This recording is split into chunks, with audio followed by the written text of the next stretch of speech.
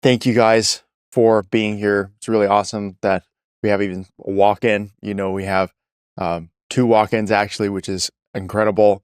We have some guys that are part of our program. Awesome to have you as part of the team.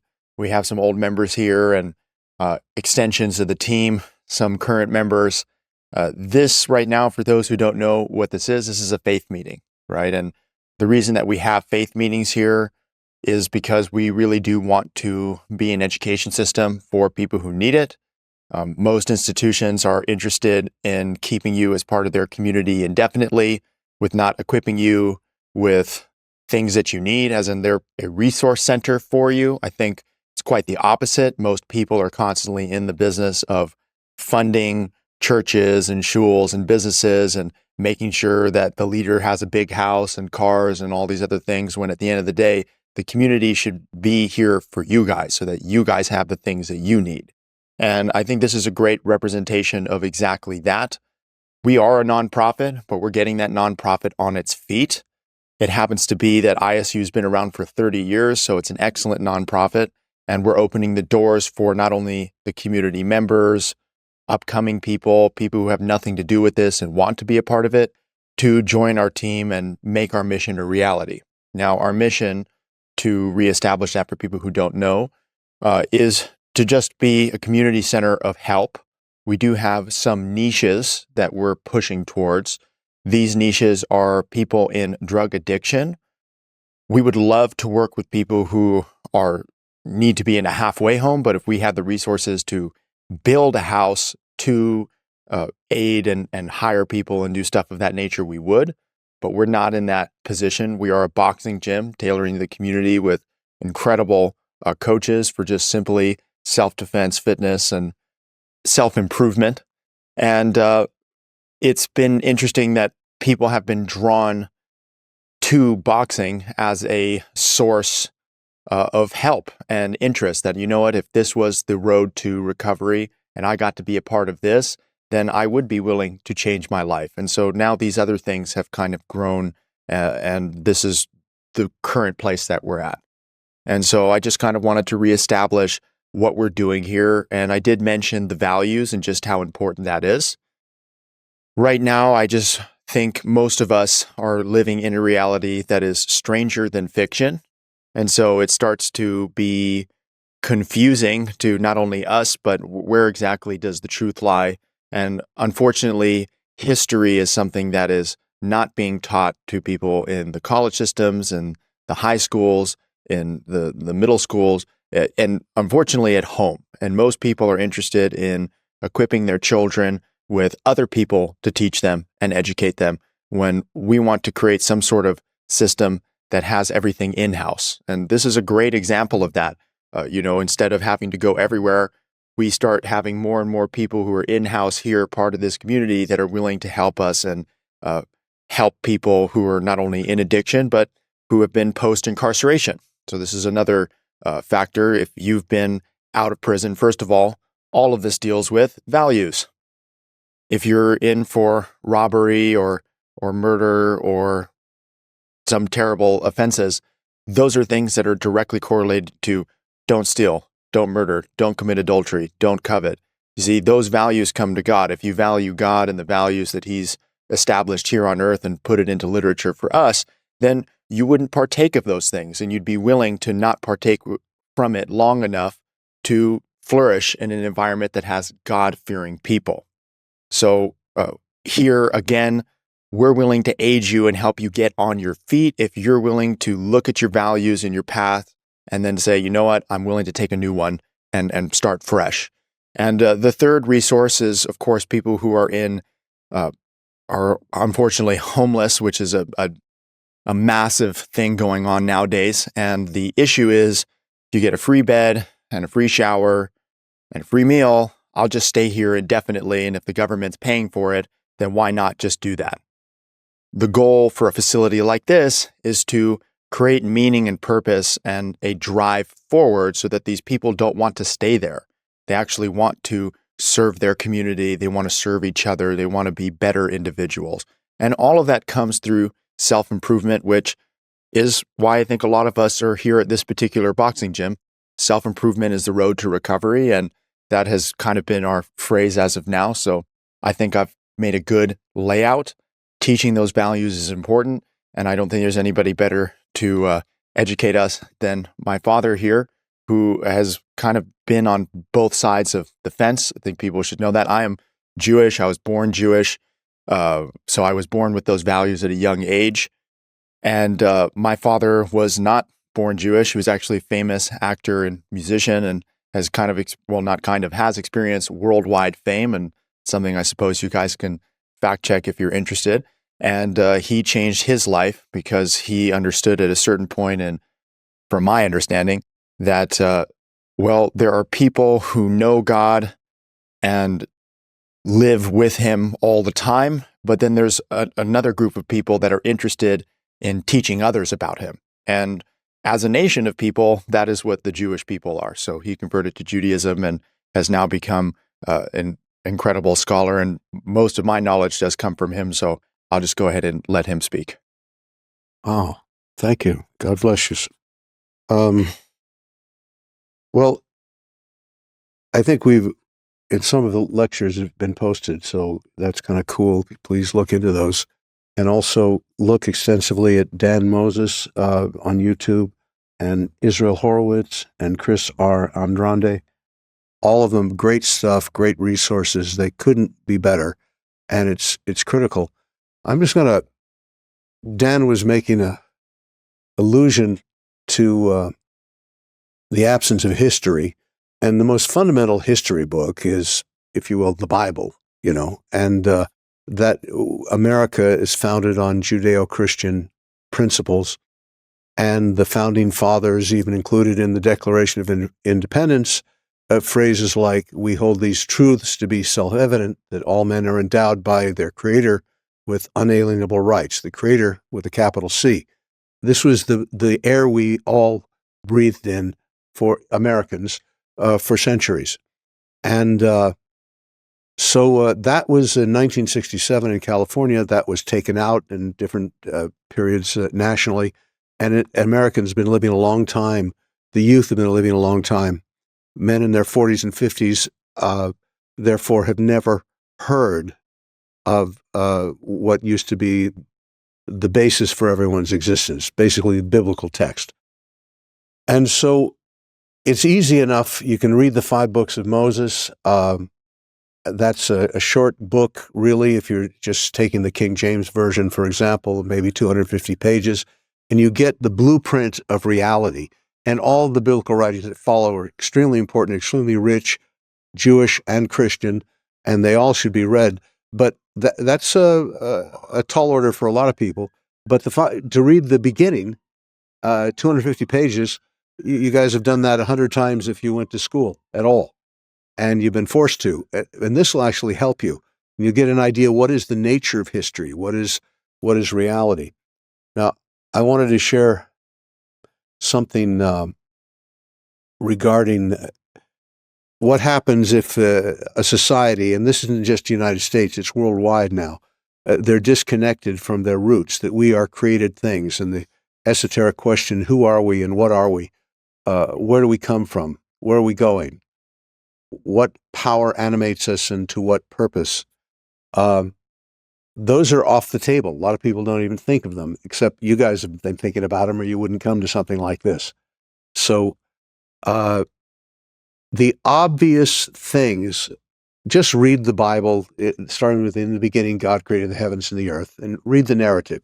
You don't have to believe every word. Just get the narrative in your mind, because that's the way God chose to communicate with us. And in it, we see what interests men and women, and what does God want from us. He creates us, male and female created he them, and in the image. So God created male and female, and in his image. Man and woman are the only creatures, the human species, made in the image of God. So we want to roll with that. And the fundamental thing of the marching orders from God are, be fruitful and multiply, fill the earth and subdue it, and rule over the fish of the sea and the bird of the sky and every living thing that moves on the face of the earth. this has been relegated to an idea that there's no real difference between men and women. This is the cultural difference, not the biblical difference, the way it's taught, which is that there's not really any difference. And if there is, it's like a game you play. And maybe sometimes you'll have children. They're sort of like pets. And you'll give them over. You'll live your life and you'll give them over to the state to raise them so that we can make more people as confused as you are. And the Bible will erase all of that. And I wanted to say something simple. I had heard a man who's a friend of mine. His name is Dr. Ron Smith. He lives in Washington, D.C. He's an older man, older than me. And he's a psychiatrist and a medical doctor, had a career in the Navy, an extraordinary background. But we were just talking about some biblical thoughts. And here's what the story he mentioned to me. I had mentioned that Carl Jung, the famous disciple of Sigmund Freud, had said that he couldn't heal anybody that didn't read biblical text. Meaning they could be a Jew, but they go to synagogue. They don't read the text themselves. You can't do anything for them. It's the same with Christians. They go to the church all the time. They identify as Christian, but they don't read the text. They just follow the group. You can't do anything. But even people outside of the so-called religious sociological frame, if they read the text, all of them recognize what the issues are to heal themselves, and he can be instrumental in that. So he was acknowledging that because he's a psychiatrist and an MD, and he knows the history and he knows the books, and he was acknowledging that was true. And he said, let me share with you an insightful story. And he talks about he was present at a lecture that another psychiatrist was giving, and it was about the benefits of women breastfeeding, how it's good for the children, builds up the immune system, and it's healthy for the mothers, but particularly the benefits of the child getting the benefit of breast milk for their immune system. And in it, this woman raised a question to the doctor, and she said, well, I understand this is good for the baby, but if I spend all this time taking care of the baby and breastfeeding, where's the time for me? Now, here's the interesting answer. The doctor said, what makes you think that time breastfeeding isn't time for you?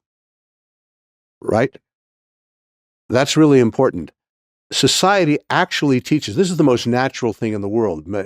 You can write books and look throughout history, and Shakespeare will wax eloquently on the beauty of the real special relationship between a mother and child.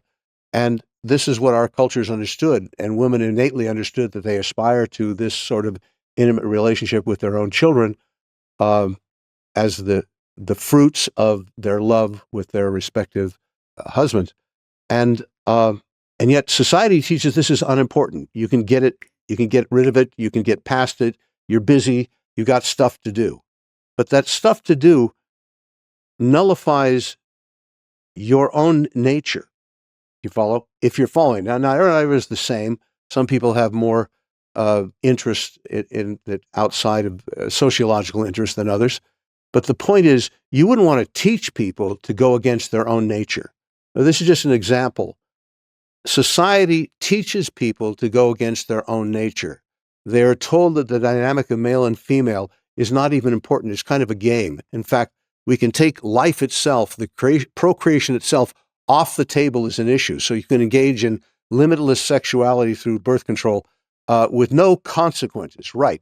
Meaning the purpose of the sex drive is procreation, but we can remove the purpose for your benefit, and that's really going to help you, right?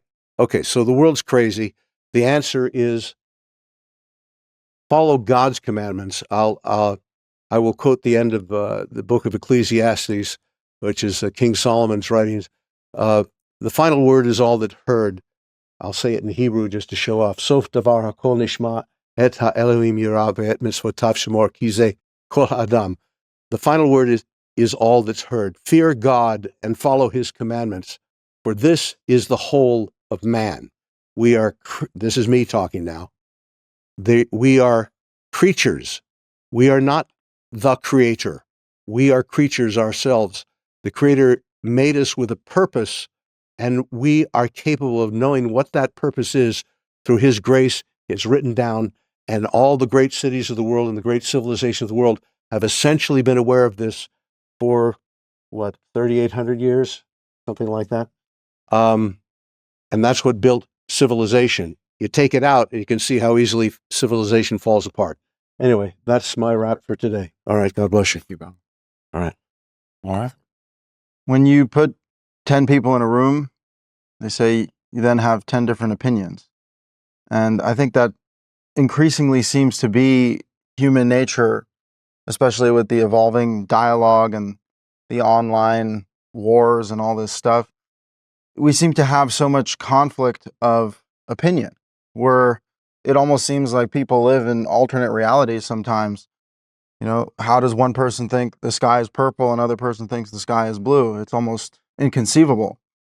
And, you know, when you're looking for some sort of universal truth to bind us all, I think, again, to echo what Dan and Mr. Moses were saying, the Bible has proven to be that foundation for civilization, that collection of human memory and revelation that we've been writing down for thousands of years that can actually provide us with a comprehensive picture of where the world originated from and how humanity got to this point and what God wants from us. And truly, I don't think there is a more important pressing question than what does God want from us? Because what do we think? What are our opinions? That's hardly consequential in the big picture. And again, even the claim that human beings could say, oh, I know everything and I can determine what's true and what's false, what's right and what's wrong. It's a delusional claim. It's actually impossible. Human beings literally lack the knowledge that only God possesses. And so for people to claim that they can achieve godly knowledge from their human perspective is just not true. And so I think that when entering into the religious space, there needs to be a lot of humility. And unfortunately, when people forfeit their judgment sometimes in religious spaces, the religious leaders will then swoop in and try to take advantage of that faith. And so instead of the faith being in God, it ends up being faith in a man, which doesn't actually help further the cause, because instead of worshiping yourself, you just worship another human being. It really doesn't amount to much. So I think the goal is to push past all of the weeds that have grown even in the religious space, because it's obvious what's wrong with the secular world, considering that they've decided to just all out deny the existence of the divine. But even in the religious world, there is corruption. And so to have an independent meeting like this one where there's no agenda other than the discovery of truth and God and spirituality through honest means of communication, that's really what's needed in order to further humanity. And I just want to point out that in the Torah is the first 5 books of the Bible, the 5 books of Moses. That's where all of the laws are, the 10 Commandments, the story of the Garden of Eden, the flood, the Tower of Babel, the original stories of humanity, along with the history of the Israelites leaving Egypt and being given these miracles and this book of guidelines to really just teach us how to live and to know how not to stray from the path, because human beings can so easily stray from doing what's right, and like people tell, yeah, it's intuitive to me what I think is right. But sometimes your intuition fails. Sometimes you intuit the wrong things. So the only one who can really guide us in the final analysis is God, is not just a higher power, but the highest power above all powers, and that is God himself. That is the God that's revealed to us in the Bible, in the first pages of the Bible. And we benefit a lot from knowing that and being aware of that. And just for this idea that it is true that the Torah is given to the Jewish people, but the Torah makes it abundantly clear that this is an ethic for humanity itself. And in fact, God instructs the Jewish people to be very welcoming to converts, to be welcoming to people who even if they're not native Jews, even if they weren't born as a part of the people, but if they were to sojourn and live amongst the Jewish people, what it said repeatedly throughout the Torah is one law shall be for the native and for the sojourner who sojourns amongst you. And so even if someone is not a native blood Jew, they actually, if they follow the law, they're more accepted in the community than a Jew who doesn't follow the law. And this is something that's a lot of people are not aware of because, Jews kind of have this mindset, oh, if you're born a Jew, now you're like, we should clap for you or something. But no, the reality is it's literally meaningless. You could be born a Jew and then actually be expelled from the community if you don't follow the laws. So what really matters in the eyes of God is following the laws and following the commandments, because the commandments are what determine whether or not you're a righteous person, or whether or not you're worthy of God's blessing and being part of, as it's referenced in the Torah, the congregation of Yahweh. And so I pray that everyone educates themselves, because that's just bare minimum requirement to educate ourselves for what this historical piece of literature is. And once you read it, it's almost impossible to deny the severity of the revelation that you're being given, because one way or another, this is where these ideas originate from. This is where the morality comes from. And so it would be a wonderful thing for all people to gain access to the Word of God and to allow God's Spirit to cleanse them and to create a unity of humanity under the one God. Thanks. Okay, so I wanted to share a little story, but kind of piggyback off of what you guys were saying.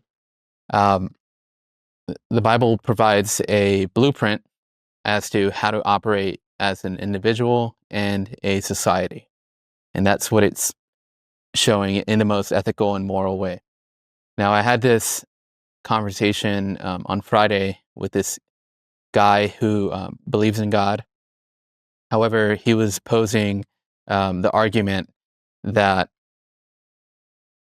the Bible is just a series of stories which you can learn off of, and a series of stories that men put together in order to almost share what their experience with God is like. And the issue that he had was on a personal level, which is he would rather go off of what's probable versus what's possible.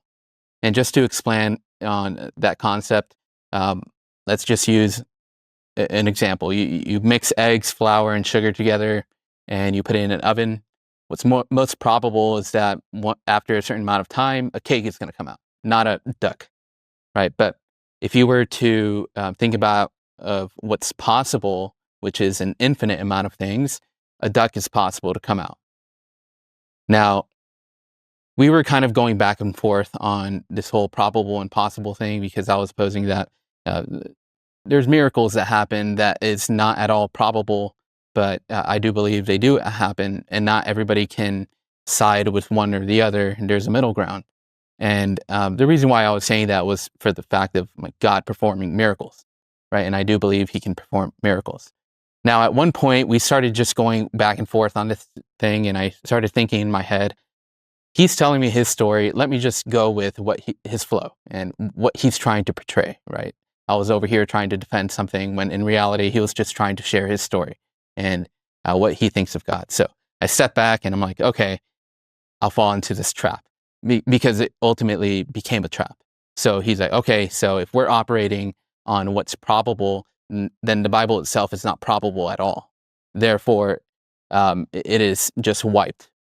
And my individual experience with God is my interpretation on how to live life, and everybody else can have their own journey with God and how they adhere to the values that are revealed to him.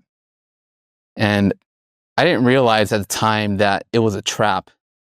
I realized it much later, because then he proceeded to say that you cannot intellectually combat that truth, being that everything in the Bible is true and provides the absolute moral clarity and how to apply it into the landscape. All that is just providing context to what I am going to say, which is the Bible actually has a lot of, it has zero holes. Almost every other story that you read or come across has a lot of holes that you can pick and you kind of show that it's contradicting itself. But the Bible has a lot of evidence to prove that it's safe within the context of the 5 books of Moses, at least. And it does require ultimate sacrifice to yourself, and that's the idea behind humility, as you were mentioning. You have to humble yourself in order to take all of that in and actually apply it into your daily life. And religious institutions will use that to their advantage to try to construct arguments against you so that you can just fumble and fall into oblivion. And all of that is just kind of free thought and something I've been thinking over the weekend. And ultimately, what I really want to get out of this is to hear you guys actually speak on like what you think about that, and how even you guys, I'd like for any one of you to respond, see what you think, and is there anything that is missing that can be expanded on, or any further argument to support the joining of the impossible and the probable. Wonderful. I mean, I love what he had to say, and I myself wanted the opportunity, but they were all speaking so well, I didn't have the time to jump in. But we are definitely here in order to encourage speech amongst you guys, even to the point I know that we have it here on film, but we only have it for those who want to stand up. But at the end of the day, like, you know, whether you like it or not, I know there's like people who trip out like, oh my God, like I run an indoor playground, right? So you can imagine that parents like trip out if like their kid was like filmed in an ad or it's on the Instagram, and it's like, you guys are really weird, you know, like at the end of the day, like this is the world that you live in. Like everybody's got a phone and they're filming things at all time. Our privacy is not that private anymore. Our lives are not that present, unfortunately. And so we do need to adopt this way of communicating and living. And I can tell you from personal experience, I had no plans of being on camera and speaking publicly and doing all these other things, but there is no alternative, you know, so don't feel any shame if you even want to come up and speak to the camera. I'd be happy to do that as well. But as we've been doing it in previous faith meetings, any questions that you guys have, nobody's seen or named. It just would be a question from you, and we would try our best to answer it. But does anybody here have any questions, any talking points that you'd like us to discuss, possibly even any difficulties? This is a completely safe place, and we want to encourage people to quite literally take our places, you know. So both Mike and Maziar are going to talk about how much we've moved forward as of late and where this particular mission is going. So you guys got anything for us? Don't be shy. Aslan? I'm still kind of thinking about the point that you were making and the argument that you're having with the guy. And I use the term argue as a very loose statement. But it kind of brings me to the idea and the concept that you can have a life that is filled with faith, or you can have a life that is full of the opposite, right? Like you can literally choose to have a life where possibility at your lowest, where you are going to say, okay, I'm staying here. Nothing is going to change. What I know has happened. It's happening. And right now is where I'm stuck and where I'm going to stay. Or you can be in those moments and say, you know what? I think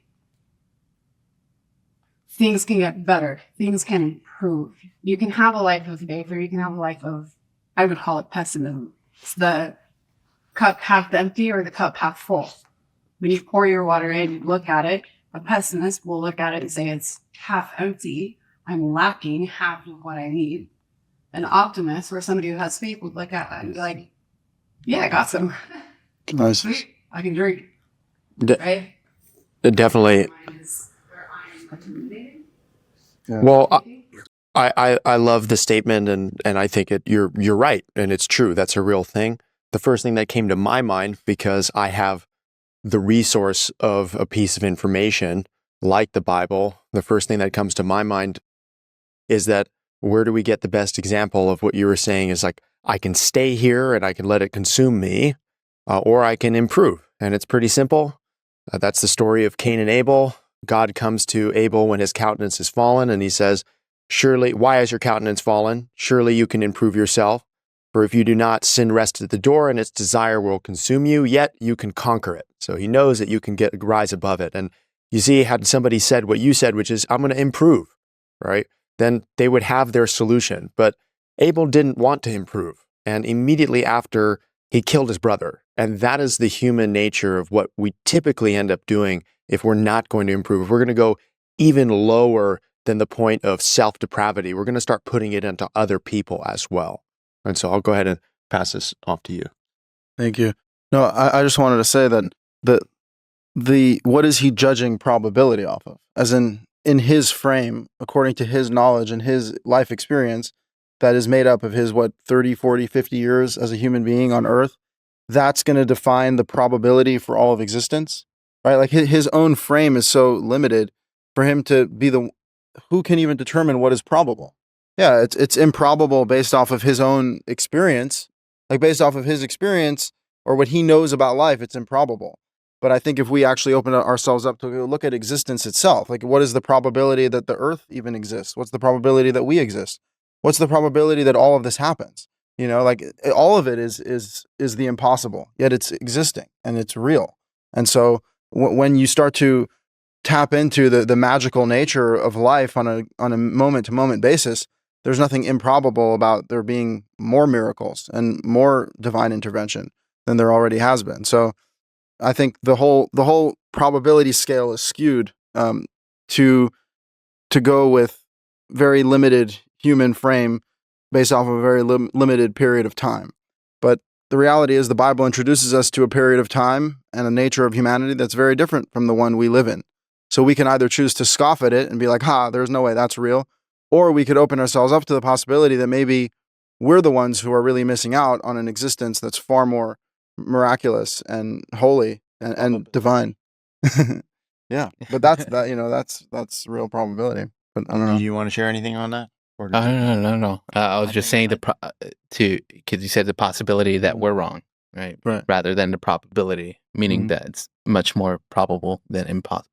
Yeah, I think it's more probable. I think it's more probable that God is real and that miracles are real. You know, just based off. I'm going to pass it off to these guys so they can finish and talk about the Any final questions? Points. I don't know if I have a lot of time, but I'm curious when you guys are talking to people, what usually, if you're having a conversation or like loosely put an argument with somebody, gently debating on the topic, when you're talking to them and they actually have a moment where they're like, what do you think determines that? Like, do you think there's a pattern of what works, so to speak, versus just like a cold, hard resistance to any consideration?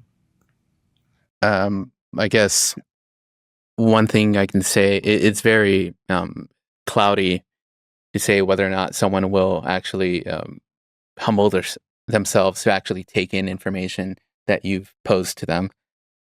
There's something in the New Testament where it's like, dust your feet off if people don't listen to you and just like leave the town. Some people just won't listen to what you have to say, no matter how truthfully or wholeheartedly you want to speak to them. It's unknown. I want to add to that. Here, I'll actually give it to you right after this, but I wanted to just touch about like what works, right? That's why we're here. You talk about your God, my God, left foot, right foot, whatever. Like us as human beings, we have trackable history up until a certain point. That oldest literature is the 5 books of Moses. There is nothing older in antiquity beyond that. You could say that there's older stories, and then you look at them and they'd only confirm the Abrahamic religions and stories that exist there. Most of them prior, again, are extremely satanic, right? And so you have these other gods and human sacrifice and ritual. So you're like, okay, that doesn't work. Abraham was a moment in history where that changed everything moving forward, and we're still on that historical timeline. And for me, what matters is the values in these books are what change people. If you're in addiction, you're going to tell me that one of the most powerful groups on earth that changes people's lives requires you to have a belief in a higher power? That works, right? Let's look at this country. It's been around for about 400 years, hasn't been established for a nation for that long, but it's been around 400 years, and it was a biblical conquest, and there was war, and there was killing, and there was death, and those things should be observed as, was it worth it, right? Because most of the time it's usually not, right? And I think that this country is an example of that. We were given God-given rights, just even off of basic things like the Civil War and fighting for the freedom of other people based on the color of their skin, right? That obviously, again, is a biblical frame, right? That we're all equal under God. And who is God is a great question. If this God gave us a way of living, why in the world wouldn't we utilize it, especially if it works? And, as a Jew, I would love to be able to defend my nation and what they've done, but I simply can't, right? And even talk particularly to that because we're all different people. We come from different cultures and background, but we're all here today. I can speak on behalf of the Jewish people because I know a lot of people are really upset at them, right? And they have good reason to be so too. And it's like, well, was the Holocaust not enough for you? I don't know what you want from me, but I wasn't there hundreds of years ago.